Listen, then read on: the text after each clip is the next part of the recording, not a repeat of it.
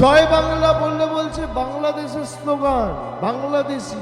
আরে ভারতবর্ষের রাষ্ট্রপতি কলকাতায় নেতাজি ইন্ডোর স্টেডিয়ামে এসে জয় বাংলা বলেছে। কে বলেছে?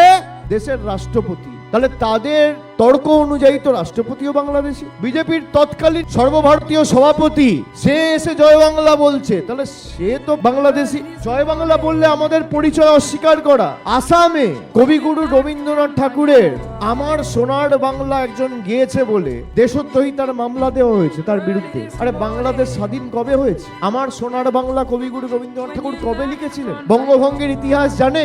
1905-6 সাল।